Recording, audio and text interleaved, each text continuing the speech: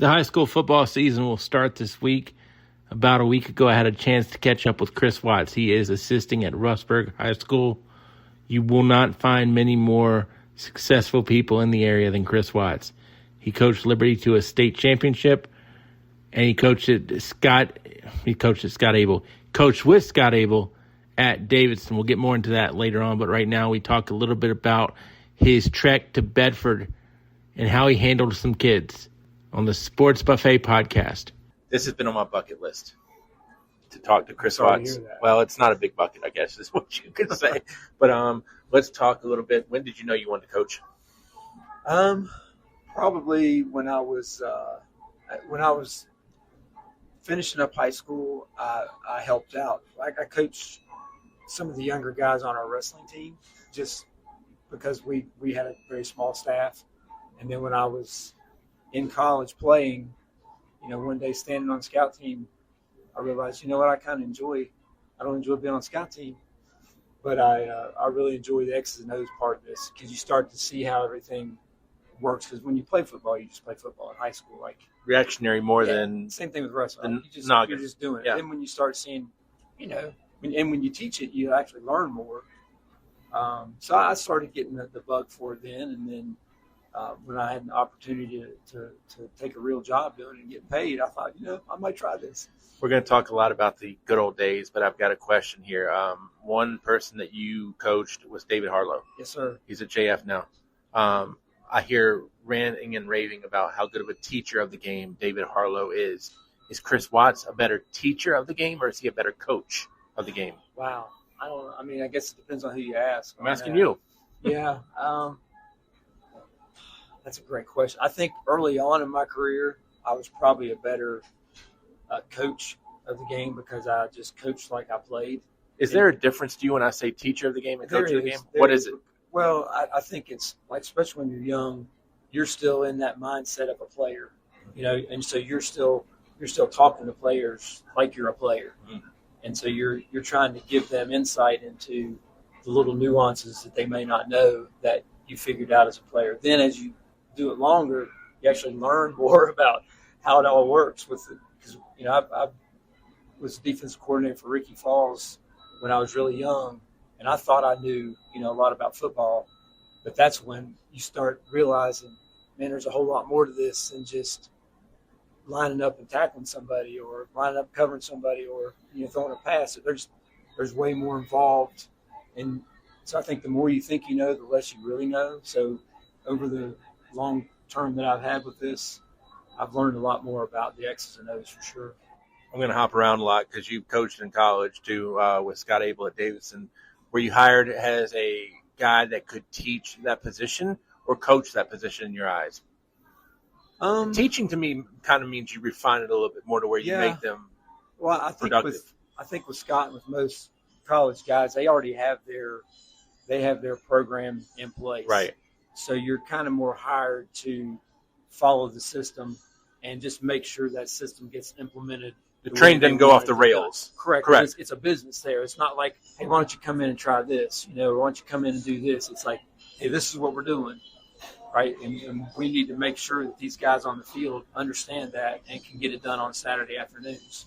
So it's you're doing both. You're hardcore coaching, but at the same time, you're trying to make sure they understand the system, because this is more complex. There's a lot more to learn for those guys. There's a lot more things that you don't necessarily get a chance to get to in the high school level. When did you start at Liberty High School on a year? I don't need the exact one, but 1986. Okay, so as a head coach? Oh no. Head coach. I had no idea what I was. I went to a new teacher recruitment thing at Marshall. I hadn't graduated yet. I still had a semester to go. I had student teaching and an independent study and something else. But the lady running it, I knew her, and she said, "Hey, why don't you just sign up where there's some openings? Get your foot in the door and get some experience." And one of them was Bedford County, Virginia, which I had never heard of in my life. And 2 days later, they called and offered me a job. I'm like, there's one problem. I haven't graduated yet. So, and they said, we need a football coach. And when I hung up the phone, I didn't know if they meant head coach, assistant coach, right, what it was. But so I came down for a semester. I came down till Christmas break coached football, worked as a teacher's assistant, and came back to Marshall second semester and finished my degree, and then came back full time in '87. So when did you become the head coach at Liberty? 2002. Okay. So I'm going to give you 2006, 2007. You're 4 or 5 years in. We're in 2027 now. What has Chris Watts learned between 2007 and 2027? I've learned that I made a lot of mistakes that I wish I could go back and fix. Now, I've learned a lot more about the again, like I said before, the X's and O's of the game, what's really important and what's not as important. I think that as my career went on, you always, as a coach, whether you're an assistant or a head coach, and this, speaking to Harlow, as you mentioned a minute ago, your goal was always to help make better men out of the players that you have. But when you're young, it's been ingrained in your brain. You win, you win or else. That's just life. That's what you do because you're competitive. That's what you go out there to do, and you're helping change guys' lives in the process. But as my career went on, I realized I kind of had it flipped. I think the development of young men, the helping them grow to become successful adult males, husbands, fathers, those kind of things has to be the number one goal, and the football is a secondary thing. And when you started, I didn't mean to interrupt, but when you started, the wins and losses are not pushed as much from the external as they are now, because now I think winning and losing at every level is a bigger deal than it was in 2002. Yeah, I mean, I didn't mean to interrupt. No, you didn't, and I think it's personal. Like, that you're in your mind, you're thinking, "Hey, look, I'm the head football coach," and you start thinking back to when you played and what people thought about those guys. Like, you got to win. Like, right. It's all about winning, and so you do things with those kind of that in mind. The pressure from you back then, now it's from everybody. Yeah, and at Liberty, I don't think there's really, for anybody, was ever really a lot of pressure to win, because they just wanted, the different ADs that I worked for there, they just wanted you to be an upstanding man, do a good job, do your job, them not have to worry about what you're doing, make sure you're teaching the kids like they're supposed to be productive citizens for our kids. Right. Now, keep them off if the you're arrest going page. 0-10 every year, it's a different story. Yes, absolutely. But at the same time, they were interested in the important things. And the first principal I worked for there was Bob Worrell, back in, and he was just as good a guy as you're going to find, but straight shooter. And he would tell you, like, this is what's important. Like, I remember a coach wore a hat backwards during a game one time, and like, you don't doing that. Like, look, we're representing Liberty High School to the community. We don't need somebody out there looking like a 12-year-old with their hat on backwards. Like, you'll dress like you're those kind of things really stuck with me. So when I did become the head coach, same thing with the coaches I had when I was in high school. Like, I would hear myself saying things they said, because what they said still left an impression on me. So when I became a head coach, I felt the pressure I need to be like those guys. Like, I want people, my players to look at me like we looked at our coaches. I want them to see me as a leader, and it's hard to do when you're not winning. So you got to win, but at the same time, there's a balance between trying to win all the time and making sure that these guys, you pour into their lives and they understand that you care about them. And I think that if I could go back and do it again, or I would spend more time on that. Not that we didn't spend time on that, but I would spend more time on that. How good were you y'all's first year? Was that state? State championship. Okay, well, hard to go anywhere from there. So the next question I have is kind of stupid then.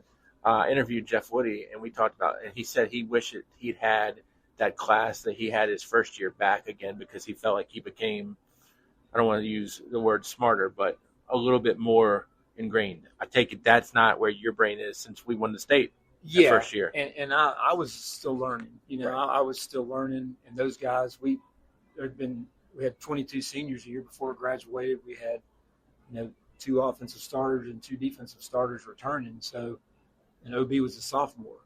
So and it was a new offensive scheme, all those kind of things. So if you'd have told me going into that, I was thinking I was going to win a state championship, I would have told you you're crazy. How much did the scheme change offensively? Well, Scott was already running option stuff under center. We just kind of added a little twist to it. The double dives concept that we ran, that just added a little bit different dimension to it. But they already already kind of understood the concept of the option, so it wasn't like selling a whole new thing to them. Just a different version. With schemes like that, is that something that needs to be taught at a younger age? Yeah, and that's why I coached in Ohio for 3 years, and a guy that I became friends with up there through wrestling more than through football, he coached in Kentucky. When I took the head coaching job, when the guys that I coached for at Liberty before, with Joe Fraley and Ricky Falls and Mike Sharness, were there before, like year to year, you're looking at what kind of personnel you have and what are we going to do offensively this year? What are we going to do offensively next year? And so I wanted to try to find something that had consistency, that was successful, so you weren't having to try to change year in, year out, and you could train those young guys in your system and just stick with it. And this guy in Kentucky, he'd had 10 winning seasons in a row. So I'm thinking, that's not a fluke if you have 10 winning seasons in a row. So I reached out to him when we were coaching wrestling against one another, because I coached wrestling in Ohio too. And he was very reluctant to share anything with me because I think he thought I was trying to use it against him. Yeah. So when I got the job in Virginia, or when I moved back to Virginia, I called him. I said, hey, listen, I'm in Virginia. I'm not going to play against you. Because ironically, he went to Liberty University. So he knew about this whole area. Okay.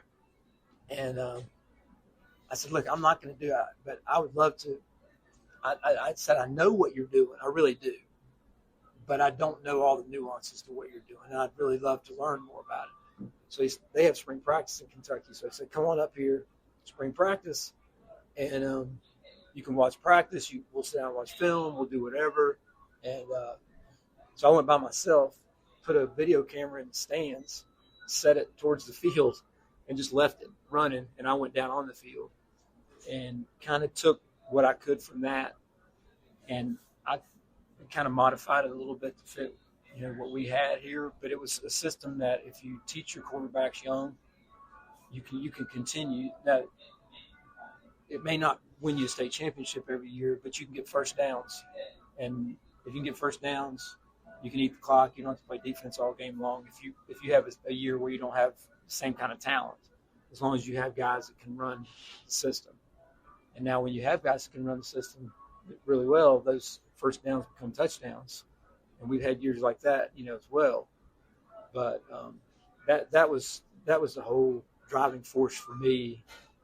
But it wasn't the most popular offense among fans and people like that, because there's going to be times when the quarterback makes a wrong read and it's 3rd and 8, and you hand it to the fullback for a 1-yard gain, and they're like, I'd be yelling at myself too. Like, what did you do that for? But you talk about the fans and what the players think of it, because they're the ones that count. At first it was kind of, I think they was just getting used to me being the head coach as well. And we started out, we struggled we won our first game, lost a couple of close games, and I'm like, how's this going to turn out? Because again, there's a bunch of new players. The leadership had graduated. We had guys that were becoming leaders for us, like Mike Glass and Nathan Bryant. These guys that had been on those programs before they started stepping in those leadership roles. But as we started getting good at it, and by the time we got to the playoffs, and people had a real hard time stopping it, they loved it. They loved it. And the kids. The kids, yeah. Yes. And once they were sold on it, it was several years before I had any issues player-wise of maybe wanting to do something different, right, do something else. But, yeah, they took ownership of what we were doing, and that once they grasped how good it could be if they did their jobs right, and they knew they were good players, that we could be successful. Who are maybe your top trusted assistants there early on for you, your coaching-wise? Well, actually, the guys I worked with, I had been there back when, with Ricky Falls and Mike, like Stuart Grant. Yeah, and we hate Andrew to talk Kelso. nice about him too, but we can't. Okay. So you got Stuart and Kelso. So when I left to go to Ohio, Stuart stayed and was with Scott. Right. And Stewart's a Liberty guy, by the way. Yes, yeah. Went to Liberty. Came straight out of college and exactly. straight in there coaching. Kelso was there a long time. Yeah, so Joe Fraley, I don't know if you know Joe or not. Mm-hmm. He played quarterback at Virginia Tech. Okay. And they hired him as the head coach my first year in '86. Okay. He was a young guy. He was 25 years old. Okay. They hired him. And Kelso had played with him at Appomattox. Okay. So my second year at Liberty, he brought Kelso in as an assistant. Okay. Then Ricky Falls was head coach. Kelso's still there. Then Mike's head coach. Coach Kelso's still there. Then when Mike left, he left and went to Appomattox. So your first, I'm gonna want to get back to that phone or the filming from the bleacher. Yeah. So that's your first year as head coach. Yes. So who needs to understand the filming from the bleacher first? Your coaches or your top players? Because we've got to educate. 100%. So do you have to educate your coaches 100%. On it, or did they catch it pretty quick? Yeah, 100%. Okay. And the option blocking scheme was 50% already that we use was 50% the same of what it was when Scott was there. So like Stewart was a line coach. Right. He understood. He definitely understood. And then the few little differences that were there were easy fixes. But your guy in Kentucky is running the same system you run. This is not a culture thing we're talking about. This is a schematic thing that we're talking about. And it's actually the old Oklahoma Belly series that Barry Switzer ran at Oklahoma with all their national championships. Worked out for him, They did it out of wishbone instead of a stack eye. And the guy in Kentucky did it out of wishbone. God rest his soul. He passed away a couple years ago. He's a legend in Kentucky. And but yeah, Barry Switzer ran at Oklahoma with Heisman Trophy guys. Right. And they didn't complain about winning national championships. Right. But, as the game evolved, if you went to Oklahoma now and tried to run a wishbone, but it definitely worked. But yeah, it was a scheme, and that was what he was running from the wishbone. And I took it, and we put it. We were like 3 games in, and we were a power eye to start with because I wanted to run out of a power eye, and didn't want to run at a wishbone. And then so came in after like game 3, and I said, hey, why don't we try this Maryland eye? And bam, that was it. It hit a lot faster, and it was, what we stayed in for 90% of what we did the rest of the way. Who was out. that game against when you ran the Maryland eye? Do you remember? That's a good question. Maybe Franklin County. So my point on this whole question is, what's the first game or games you remember in terms of Chris Watts' mindset? Like, do you remember the first game when you were that TA that was coaching in '86, or do you remember the first game as you were a head coach? Which is the biggest memory that sticks out from a coaching perspective? Not for what happened on the field, but just what happened inside the noggin. It means I have to use my brain to think. Yeah, I'm sorry, I didn't. Yeah, should have told you that was going to happen. Problem. I think maybe both. Okay. Because just getting on the bus and doing all the things as a high school coach, the last time I'd been on a yellow cheese wagon, I was in high school going to a football game. So that was a little bit of a culture shock for me there, but definitely the first as a head coach because, the sphincter factor is there, for lack of a better term. I mean, you're just like, it becomes real, and you're standing there pregame, walking through the stretch lines, going, "What am I doing?" Right. Because you're looking in the stands and you're realizing this is on me now. I can't point the finger. We always had a saying with Stewart and Kelso and his guys about how they had those big foam fingers. Yeah. One we always said is a pointy finger. Somebody needs a big foam pointy finger to point at whose fault it was on the play. What happened? I'm like, man, all those pointy fingers are coming my way now. So the game's 7:00. Your first game. Yeah. 7:00, 7:30. When do you start getting nervous? 8 o'clock in the morning? Or, is it that early, or is when we start walking through stretch? For me, if I sit down and start planning something, that's when the nerves. So I don't eat on game days because I learned the hard way. My body doesn't react well. Let's just not eat. Okay. I'd eat breakfast and sometimes eat lunch because nerves hadn't kicked in by then. But like pregame meals, no. I'm not eating a pregame meal because that's just going to be. So I'm already there because the more downtime you have, the worse it is. Like I want to fill that time with stuff. So we would have our team meal, and I'd go over stuff there, which kind of kept my mind off Right. things. Then we'd go watch film, and we do stuff to try to stay as busy as possible. So when you're watching film on game day, refresher? Yes, 100%. Gotcha. 100% refresher, because we watch film all week long. Sure. And just just making sure making sure we've gone. They understand Right. the main concepts, because we started because Scott had done this when I was at Liberty, is giving them a scout sheet to look at on the bus, and we did that for a while at first, but then I realized I'd look back there and that there's a few kids looking at it, but they got more out of the film.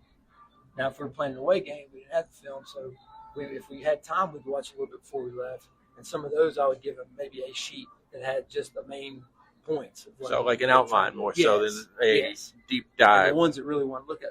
Because I started realizing, too, that the more I tried to drill focus on game day for some of these kids, like, okay, there's no music, we're going to be quiet, we're just going to sit there. Well, for some of those kids, that's the worst thing you can do for them. Because that's where I was brought up, like, there's no noise, there's no nothing. You're quiet, and there's quiet time, and you're going to sit here, and everybody's going to be dead quiet. Well, and that's just what you do, because that's what I was always taught. So we're talking the bus ride. Anything. Well, Okay. The bus rides were quiet. I want to know about that They did too. the bus ride. Now, if we had a really long bus ride, there would be a cutoff point. Like, listen, once we hit this point, but the Seminole District games were all close enough to where you're not talking. But I'm saying, like, long pre-games where you have a lot of dead time. For some of those kids, it made them nervous by just sitting there, because now they're thinking about the worst thing some kids can do in football is think. Right. They just need to play. Now, it just depends on the kid. So by my last few years, we had during the long stint, we had a place where the kids wanted dead, silent, quiet. We had a coach that would take those guys there, and they'd go to the weight room, whatever, turn the lights out. It's quiet. Guys go to the gym. Same thing. You're going to sit there. You're going to be quiet in the gym. But the ones that you need to move, go to the training room, right? Or they go in a resting room, and they'd sit there, and they just kind of, and they weren't loud or any of those kind of things. They were okay to talk. Casual conversation like we're having here. Yeah, so now, they stay loose, because the worst thing you can do is have them tight going out there to play football. let me ask questions. Quiet. Sleep? Some of them do, yeah, for sure. So you're okay with that? Yeah. Okay. So headphones? Yeah. You're okay with that? Okay. Because I think some people, when they say quiet, straight ahead, look, and because again, I think some people think of when you sleep, I don't want to say you're being lazy, but then we've got to refresh you when you get up. And it hit me one time, and the kids were respectful. They did it. When we did say everybody's in the gym, everybody, not a word. If I hear a word out of you, you're running or whatever, that kind of thing. And they did it. They were fine. But then I realized I was watching an interview with John Madden. He was talking about when he was coaching with the Raiders. And I don't know which player it was, came into him after one of these games like, Coach, we respect you and all that kind of stuff. We understand why you got these rules about us sitting here being quiet. That's not how we roll. Like, if you want us to be the best we're going to be, you can enforce these rules and we'll follow these rules. But if you want us to be better players, you let us be ourselves. Let us be ourselves, so that we're not getting in there and overthinking things and doing whatnot. Because I realized right then, as a head coach, and this is back in the 70s, like as a head coach, I gotta listen to what my players have to say, and it kind of hit me like, obviously not to the same degree, but if you got guys that need to stay loose, I don't make them go in there and sit and stare at the wall for 45 minutes. Seminole District Media Day coming up in about a week or so. We'll catch up with Trey Ross, and you'll hear from him. But for now, this has been the Sports Buffet Podcast. Stay tuned for more of these type interviews. We'll have a couple more with Chris Watts coming. He is assisting Coach Ross and the Red Devils. You'll hear about the Red Devils all year long right here on the Sports Buffet Podcast.